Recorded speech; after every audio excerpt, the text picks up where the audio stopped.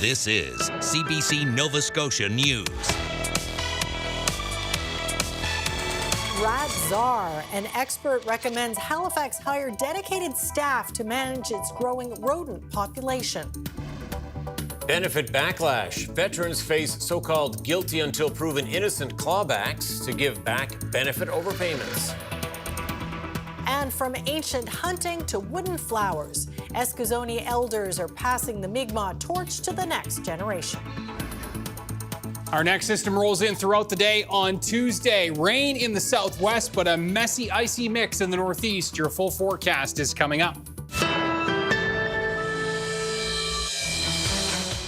Good evening. Rats are a growing problem in many cities around the world, and that has many officials figuring out what to do about it. The CBC's Josh Hoffman looked into whether Halifax needs a rat czar. How should Halifax deal with its rat problem? It's a question the municipality has asked itself before, and one that continues to stump cities all over the world. After we did a story on rats damaging vehicles in a Dartmouth parking lot, we received a lot of emails from residents across Halifax who were upset about these rodents. So we reached out to someone who has studied rats in urban areas for more than a decade. He believes all large cities should have staff whose sole purpose is to manage the rodent population. Professional staff that really know rats very well and their biology and their ecology and can transfer those insights into actually managing them. Rats are such an issue. Those issues are getting worse and worse. And so you need staff members with that expertise that have their time mostly dedicated to sorting out that problem. Richardson says global warming and urbanization are some of the things behind growing rat populations in many cities around the world. One of those cities is New York, which hired its first ever director of rodent mitigation in 2023, also known as the Rat Czar. It was a move several other cities in the U.S. and around the world wanted to copy. I've heard from residents all across Boston for 8 years, and when a rat is in your child's crib, there's nothing more important or discouraging as that. You need immediate answers, and we need to ensure every part of city government is working. So should Halifax try to hire its own rat czar? Well, Regional Council actually already considered something similar in 2017. Staff delivered a report to Council with recommendations after there was an increase in complaints about rodents. One of those recommendations involved forming a team to improve how the city manages rodents.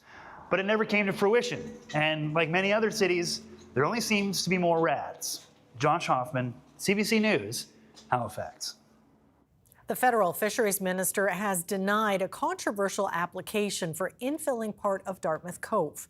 Earlier today, Minister Joanne Thompson denied a local company's plan to dump pyritic slate and quarry rock into the cove. She says the destruction of marine life for private benefit is not required or justified in this case. Atlantic Road Construction and Paving, the company behind the project, told CBC the decision was unfortunate and not based in fact. The company says they will move forward with the legal process to have it overturned. The Halifax municipality passed a bylaw limiting infilling in the cove last year, but the provincial government says it needs more information before it is formally passed. A Cape Breton man has died in a helicopter crash in New Brunswick. Pilot Vincent Van Zutphen, president of Zutphen Contractors in Mabou, was traveling from Fredericton International Airport to the airport in Sussex on Saturday when the crash took place. No one else was on board at the time. Searchers found the wreckage of the helicopter and the body near Sussex early Sunday morning. The Transportation Safety Board is investigating the cause. A firefighter was taken to hospital with minor injuries after a fire in Bedford early Sunday morning. The fire started in Jet Legend in the Hogan Court area, a newly opened restaurant and former IHOP location, at around 8:30 a.m. Roughly 13 firefighting crews were called to the scene. Halifax Regional Fire says the business has extensive damage. The injured firefighter has since been released from hospital. The cause of the fire is under investigation. Daniel Romeo Downey is a free man after murder and attempted murder charges against him were dropped. The Crown said there was no realistic prospect of conviction. This was a challenging case from the beginning. This was a case where identification of the perpetrator was the key issue in the case. The case was based on circumstantial evidence. Downey was charged in the March 2024 shooting of Diego Downey, who was gunned down on Downey Road in North Preston. The two men were related. Daniel Downey had been scheduled to go on trial next month. Since October 2025, Veterans Affairs Canada identified over 1,000 overpayments made to veterans receiving the income replacement benefit. Veterans were told they had to repay the department because they had failed to report additional income. The CBC's Andy Mullins met up with one such veteran and has this report.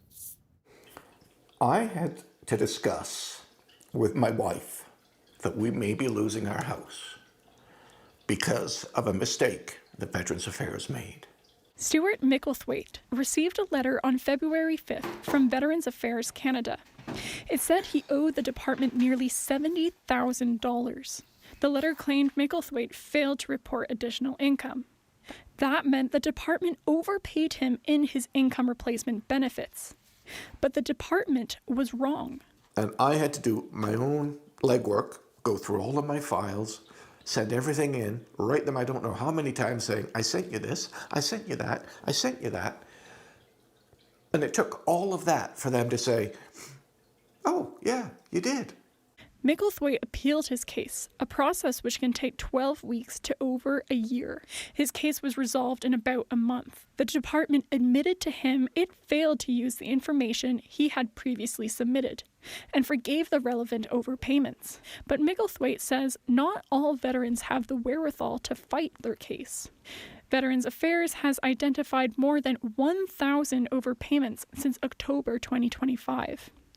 Peter Stauffer, who sits on the board of the Veterans Legal Assistance Foundation, says he has worked with 12 such veterans. Veterans Affairs should know they're dealing with some very fragile people here, and they shouldn't be treating them in that way. It really is uncalled for. Stauffer says that, at the very least, the department should be notifying veterans ahead of time that reviews are being conducted. Veterans Affairs told CBC News that when overpayments are identified, it conducts a review by looking at all available documentation. It said 45 veterans have already successfully appealed their overpayments since October. Stauffer wonders just how many more veterans are out there in similar situations. Andy Mullins, CBC News, Halifax.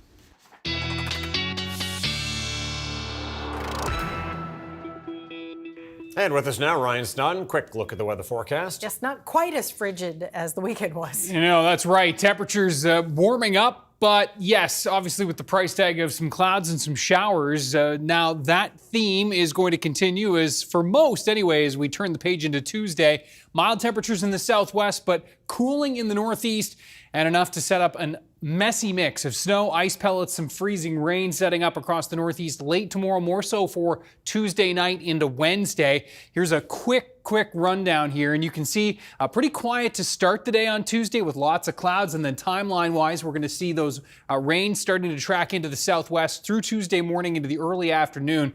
Temperatures dropping in the northeast, and this is when that precip will be working in as late day into Tuesday evening and overnight, and this is where we're looking at the potential for that ice pellet and significant freezing rain risk Tuesday night and into Wednesday morning. We'll break this down in more detail coming up with your full 7-day in just a few. We'll want to know. Okay, Yes, thanks so much, Ryan. Thank you. Nova Scotia-based Oxford Frozen Foods has been fined $10,000 for mislabeling its blueberries as Canadian. The food processing company is among 5 businesses fined by the Canadian Food Inspection Agency since April of 2025 for inaccurate or misleading country of origin claims. The agency would not elaborate on what led to the fine, but it says it responds to complaints and conducts inspections to verify origin claims on labels. Oxford Frozen Foods has manufacturing facilities and farming operations in the Maritimes and the United States. Former Atlantic hockey star and NHL player Bill Riley has died. Originally from Amherst, Riley played for the Washington Capitals and the Winnipeg Jets during the mid-1970s. He was the 3rd black player in the NHL and the first African Nova Scotian. After stints with teams across the Atlantic region, Riley turned to coaching and mentoring young players. He was inducted into the Nova Scotia Sports Hall of Fame in 1998. Hockey Nova Scotia introduced an award and scholarship in Riley's honor 4 years ago. Both are awarded annually to young players of African Nova Scotian descent. Bill Riley was 75. From ancient hunting techniques to wooden flower making, elders in Eskasoni First Nation are connecting with youth. It's all in an effort to pass down knowledge to the young people. Anna Rack has that story. In Eskasoni First Nation, a powerful handoff is happening. A program, Bridging the Gap, is connecting the community's youth with the wisdom of their ancestors. Knowledge keeper Terry Denny is leading the way, teaching the next generation the traditional Mi'kmaq art of the hunt. I wish I had this growing up. There were never workshops like these when I was growing up. It was so common that you didn't need a workshop, but yet a lot of us was already lost. Thanks to my grandparents, I seen a lot of this, but a lot of kids didn't have this opportunity, what I had. He showed examples of various spears and other tools used to hunt and fish. I want this to continue. I think we owe it to our parents, their parents, great-grandparents, and so on, that what they did in a good way will not be forgotten, or it'll not be done for nothing. That's what I like to see. After Denny's lesson, the youth had the opportunity to try their hand at archery. That was Chrissy Gould's favorite part. Gould is on the Eskasoni Youth Council, who helped in planning Bridging the Gap. She says this kind of programming helps keep this knowledge alive. So we don't lose what we have. We don't lose our language. We don't lose our teachings, our knowledge, because like many years ago, that's almost been taken from us. And it's really, I find it's holding on by a string now. So I feel that it's really important to have that knowledge and be able to teach it when you can. For many, the most important part of that teaching is about the connections being made. We're moving in such a fast-paced world, fast-paced society. We forget to slow down and appreciate who we are and honor who we are and connect with who we are. And sometimes we just need a little bit of a reminder. The program also involved wall test teachings, making wood and flowers, and the making of jigmahan, a traditional Mi'kmaq instrument, all passed down from the community's knowledge keepers. Anna Rack, CBC News, Eskasoni.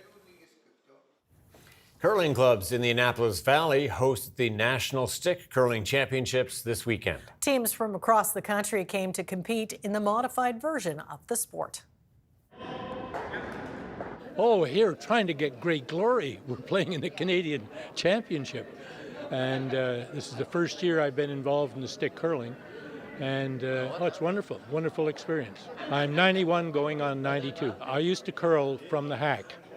And last year I realized that maybe because of age I just wasn't as steady as I used to be. So I decided, well, to stay in the game, I took up stick curling. And it's wonderful. It keeps you in the game, keeps you going. For all week, actually, from March 25th to the 29th, we have had 85 teams register for this event from across Canada. And it's an annual event that we usually have for the Canadian Stick Curling Association. Stick curling has really growing. When we planned to have this event, we were only going to take 72 teams, but it is 2 players, 6 ends, and so it's a lot of fun. It only takes about an hour to play, but it's very challenging sport. I became an amputee 15 years ago, and that's what brought me into the chair. And so from there, it was just to be competitive, to be back in the game, and I just fell in love with it the first year. So. Events like this here, traveling right across Canada for one thing, just to come out here and compete in Nova Scotia has been amazing. Great hospitality, great people, with great friends, and that's really truly what it's about. It's all about the camaraderie and being with everybody and sharing the sport with other people that love it just as much as I do. The games are competitive. I'll tell you, the people here are here to win. They're not here to socialize. But everybody socializes after the game. It's very friendly. This year, I think it was for the second time, we have a stick curling league. And I understand that the same is happening in many of the clubs across the Maritimes and across Canada. A A snowy scene in Quebec. Ryan is up next with the weather forecast. Do stay with us.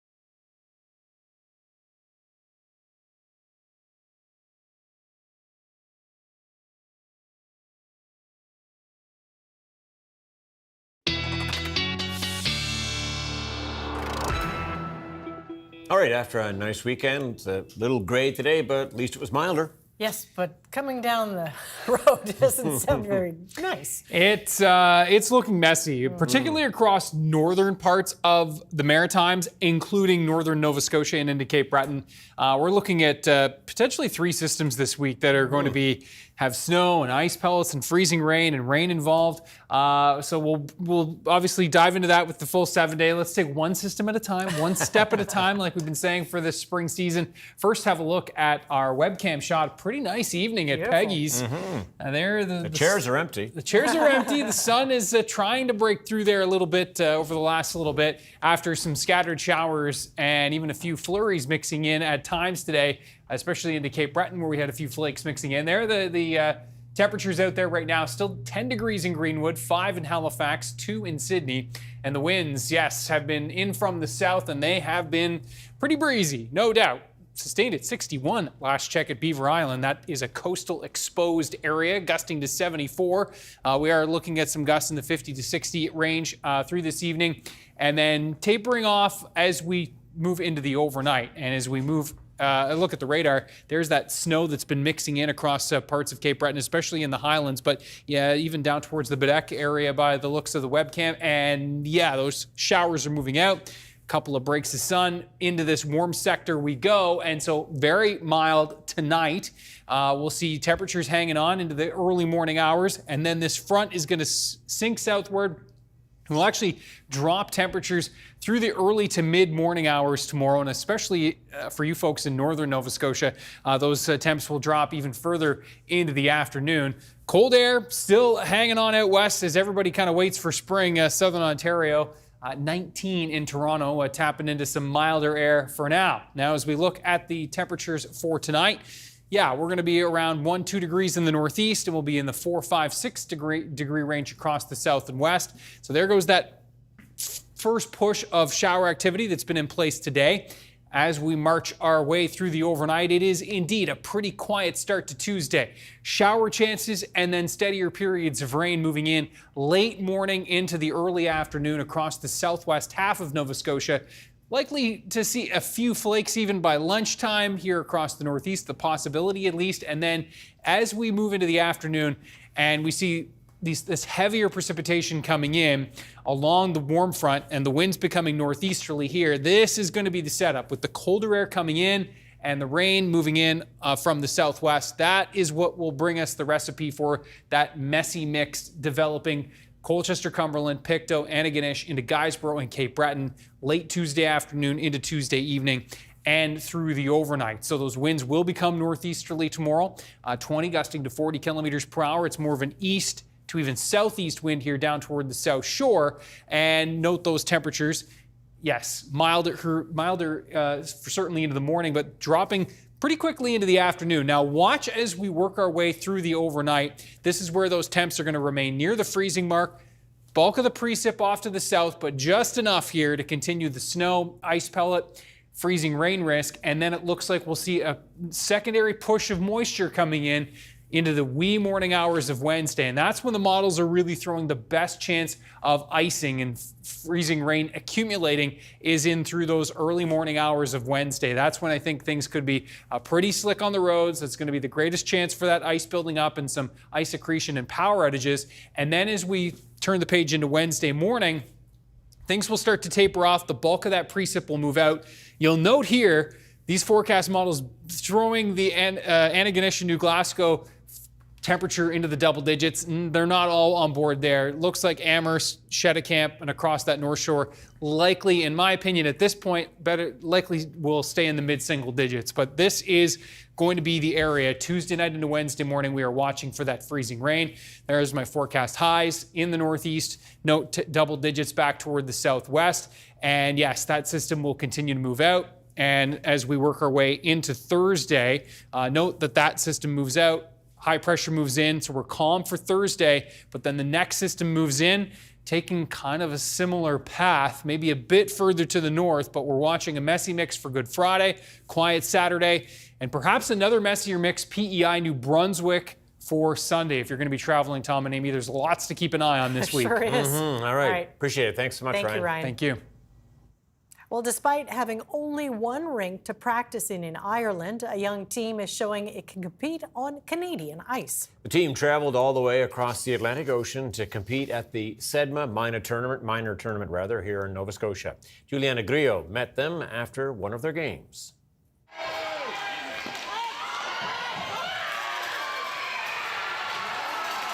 Here to play in the SEDMA Cup representing Ireland, trying to bring home the cup. Well, we've only got like one rink, but it's getting really popular there.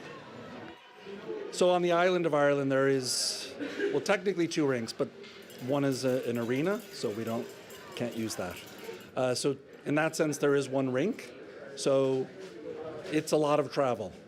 From Dublin to Belfast, the ice rink, is in Belfast, so from Dublin to Belfast is 2 hours. I don't know how many you have here, but I know there's one about every 15 minutes away from each other. So It's an anomaly for us because everything's so close. First time in Canada, yeah. Tell me, how has it been like? It's been amazing. My host family's taking care of me and all my friends are here, so I'm glad to be here. And the coaches are wonderful, so yeah. It feels completely different. It feels like there's more people here who I can talk to about hockey, not like over and home when there's not that many people. So it's good being here, talking to people who know hockey and the coaches and all, yeah. Mixed emotions, because you feel more pressure but more excitement at the same time from the cheering, the chanting, whereas bigger crowds make you more nervous as well. I was here last year with the Saints as well. Oh wow, how was last year's tournament compared to this one? This one's much better because we're winning. How did you guys do last year? Maybe tell me about that experience. 0-3, so very disappointing. We have 2 teams from Ireland. This is their 3rd year coming over. We have 3 teams from Brewer, Maine. They're coming out. We usually get a couple of teams every year from Maine. They found about our tournament. They found out that we have this bracket system where you play other team, and if you win, you go on and play another team that won, or if you lose, you play another team. So they weren't playing teams that were constantly losing great numbers. It's a pleasure to play these teams and experience what other countries and cultures are experiencing in hockey.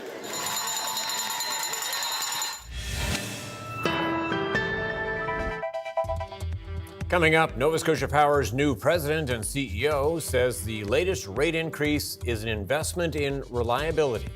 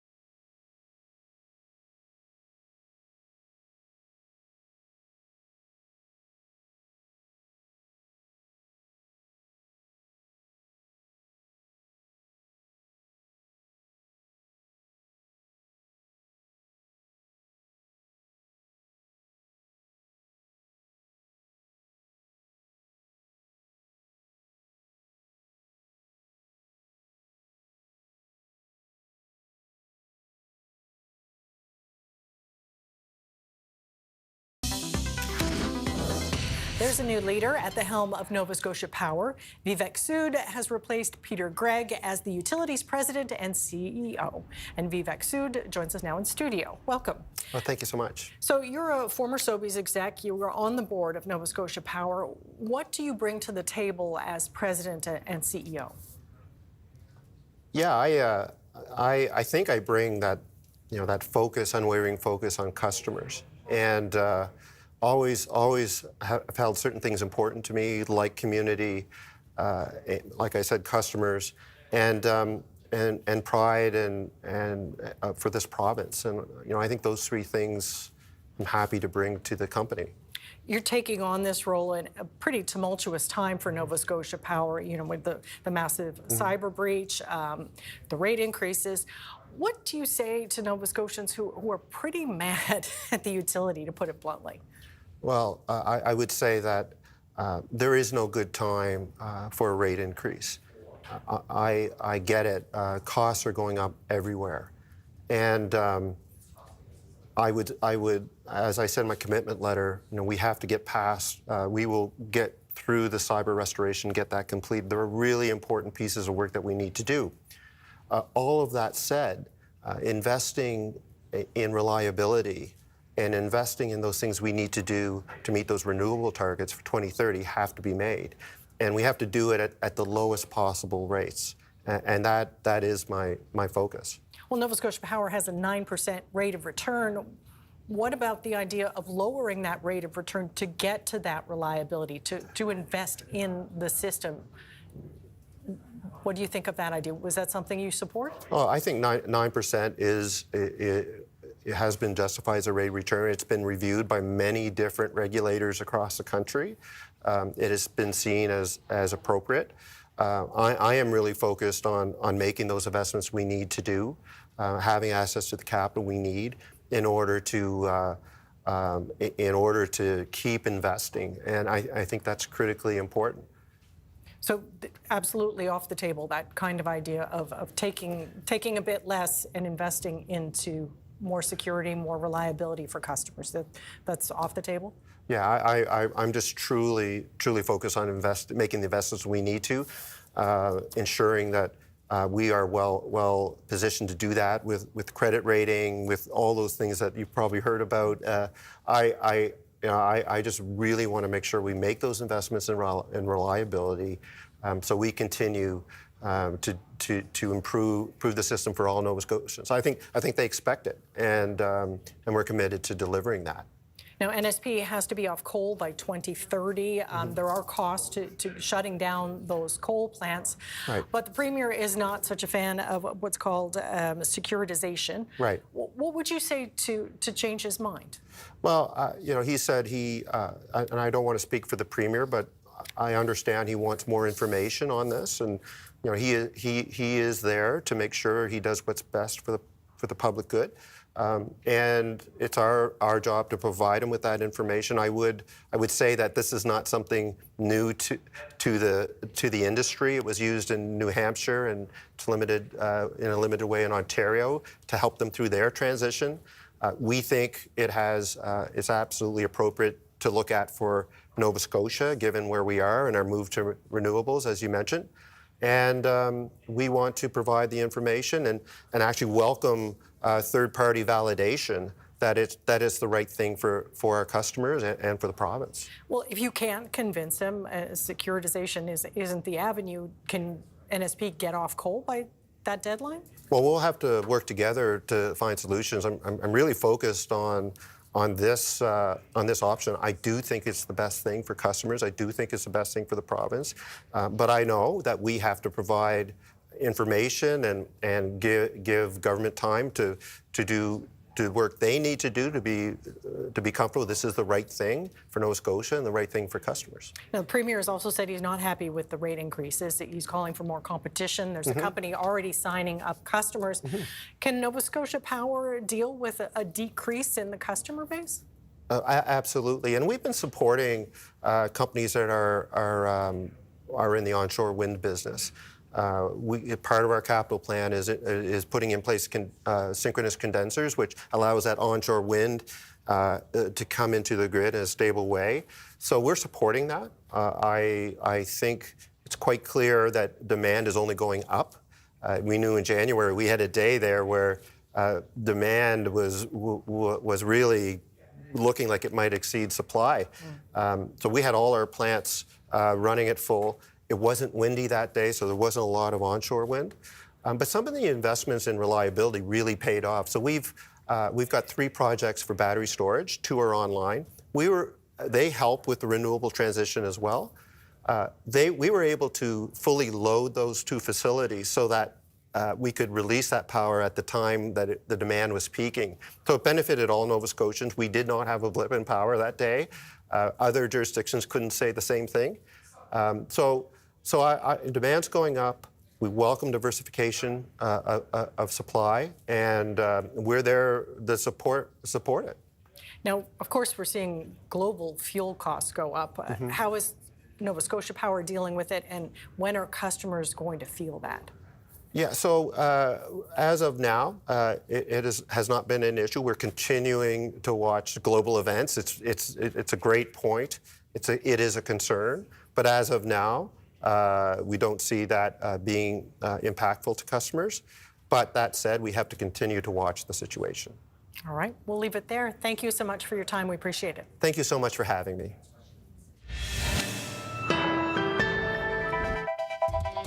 Coming up, Avi Lewis wins the NDP leadership race but faces a number of challenges ahead. And celebrating the best in Canadian music, we'll have highlights from last night's Juno Awards.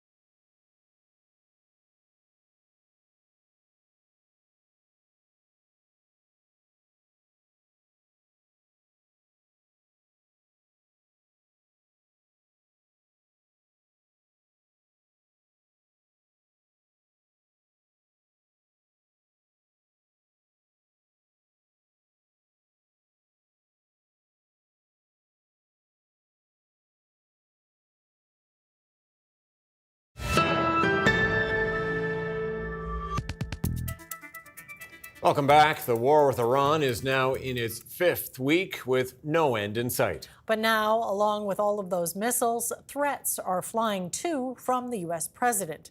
Megan Fitzpatrick has details on that from Washington. President Donald Trump claimed Monday that talks with Iran to end the war are making progress, but had a stark warning for the country if they don't reach a deal quickly with the U.S.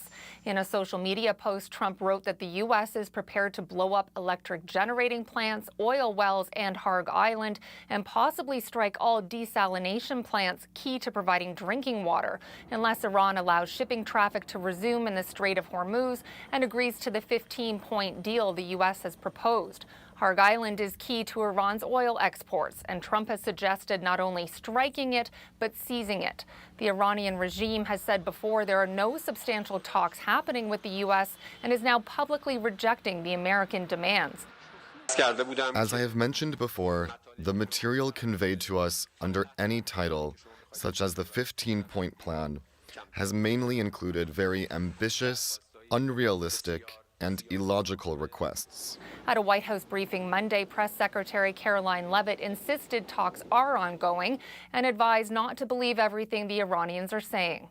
It's no surprise that we are seeing the remaining elements of the regime become increasingly eager to end the destruction and come to the negotiating table while they still can. Despite all of the public posturing you hear from the regime and false reporting, talks are continuing and going well. What is said publicly is, of course, much different than what's being communicated to us privately. Trump has warned before about striking energy infrastructure, and his new deadline to reach a deal is 1 week away. As that deadline approaches, the U.S. military continues to build up personnel in the region. The White House says Trump has not ruled out using ground troops in Iran, but if he does decide to use boots on the ground, he won't say so publicly first so as not to tip off the enemy. Megan Fitzpatrick, CBC News, Washington. The Prime Minister faced questions on Monday after one of his new MPs appeared to cast doubt on the presence of forced labor in China. But as Ashley Burke reports, the opposition says Mark Carney's responses didn't go far enough. At a press conference about housing, the Prime Minister facing questions about forced labor in China instead.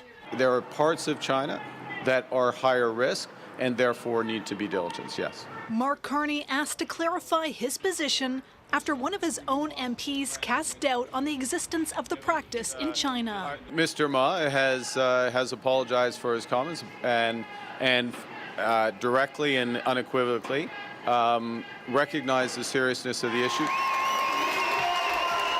Michael Ma abandoned the Conservatives in December to join the Liberals and came under fire for his line of questioning against an expert at a committee last week. Have you witnessed this yourself?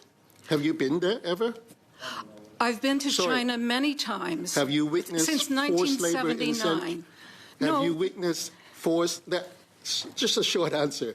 Have you witnessed forced labor? She had told the committee about a Human Rights Watch report that says there's a risk of Uyghur forced labor being used in car makers' aluminum supply chains. So did you get that I from work closely hearsay? with Human Rights Watch, where researchers did witness it. Afterwards, CBC News asked Ma to clarify his position. Do you believe there is forced labor in China?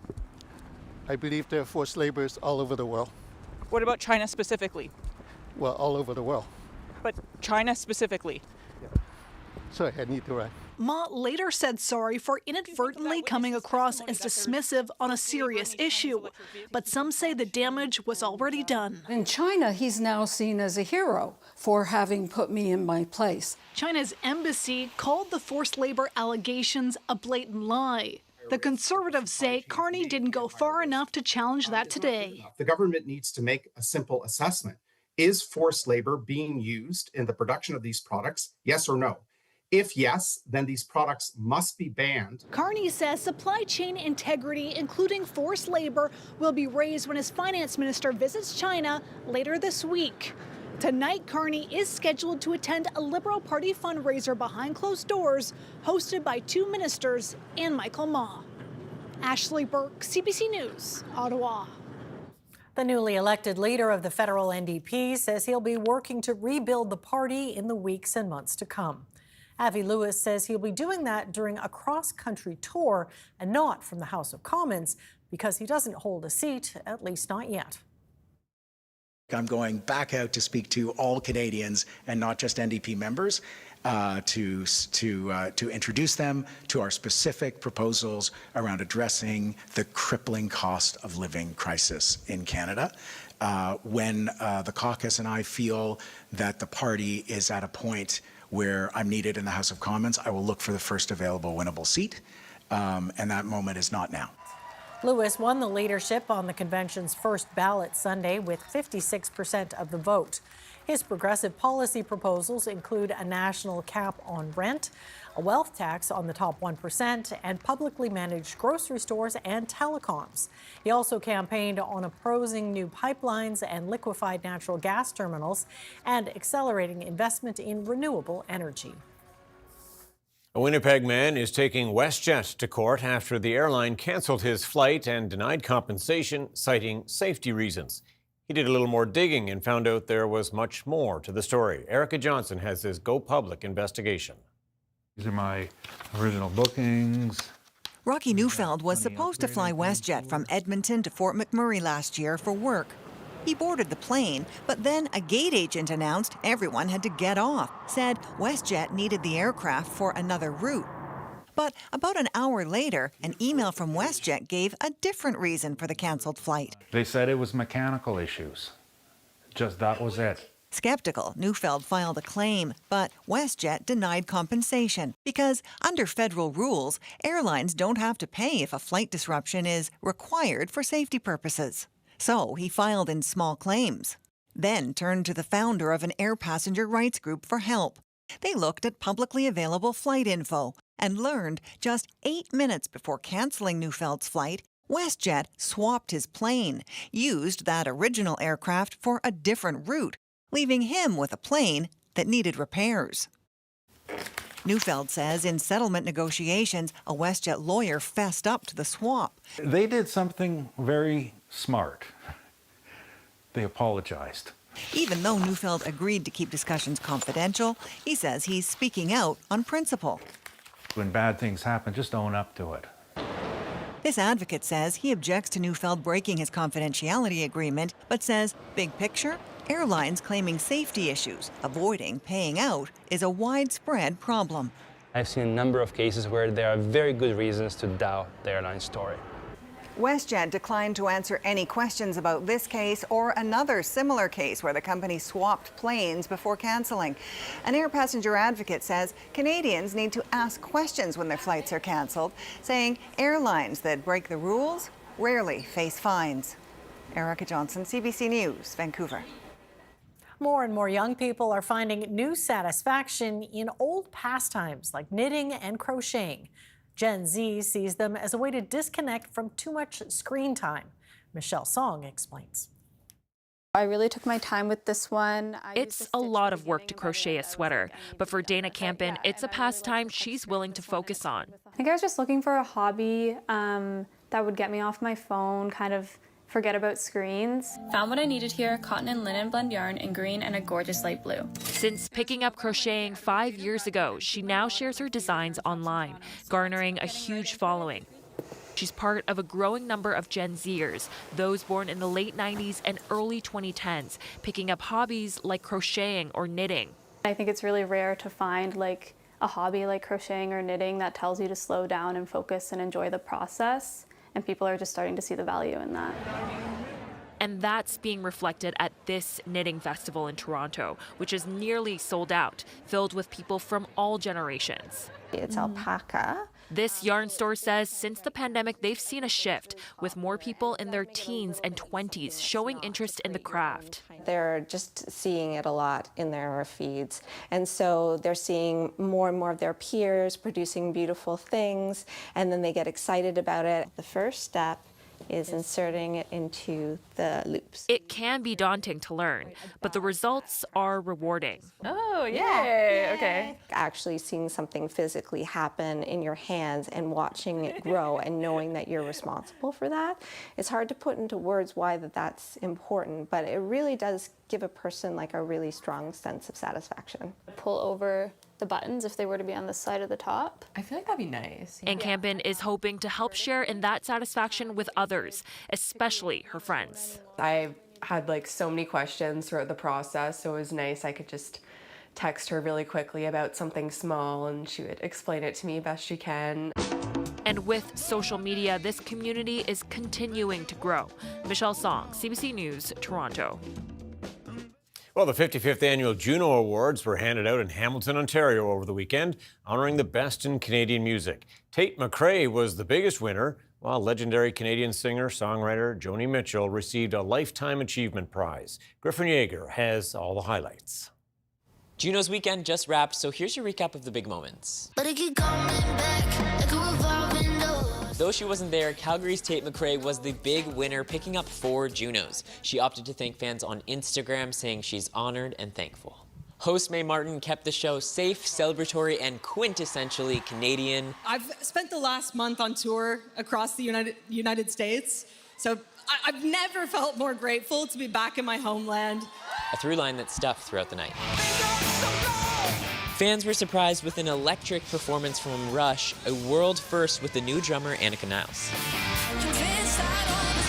And breakthrough artists Sophia Camara and Nico got their moments to shine before the award went to fellow nominee Cameron Whitcomb. It was a three-peat for the Beaches, who took home Group of the Year, the first all-women group to pull that off in the category. There's no better feeling than coming home. Thank you so much, Canada. We love you. Probably be a waste of your time. Daniel Caesar got an International Achievement Award performing a stripped-back set in the middle of the crowd, surrounded by a sea of cell phone stars. And the night really leaned into legacy. You are our North Star. Nelly Furtado was inducted into the Canadian Music Hall of Fame with a star-studded tribute featuring a message from Drake and a medley by Julie Black, Sean Desmond, and Alessia Cara, to name a few.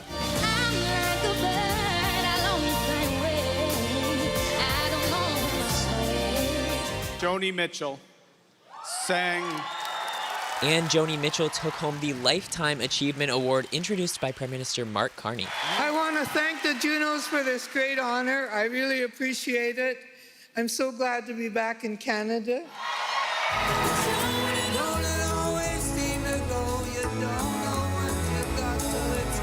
The show closed with a tribute to Mitchell from Sarah McLachlan and Alison Russell. Joni even joined in.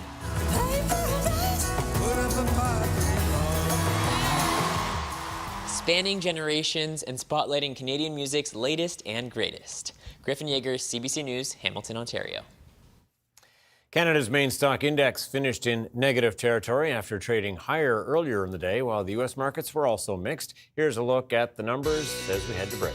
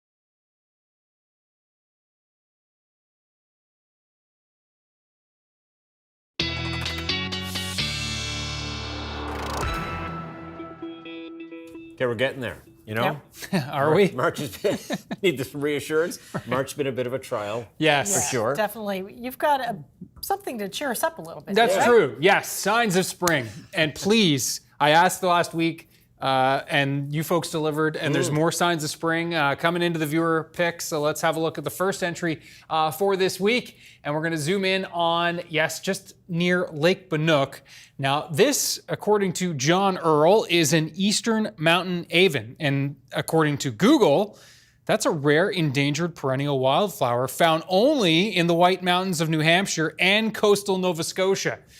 Now, so don't quote me on that, it's Google. And Google actually says found only in southwestern Nova Scotia, Briar Island and Digby Neck. So we need to update Google. No kidding. Let them know it's also it's found. on the move. It's on the move, yes. So perhaps some good news for the endangered perennial wildflower, the Eastern Mountain Aven. Okay, so thanks to John so much for sharing that, and a little sign of spring indeed.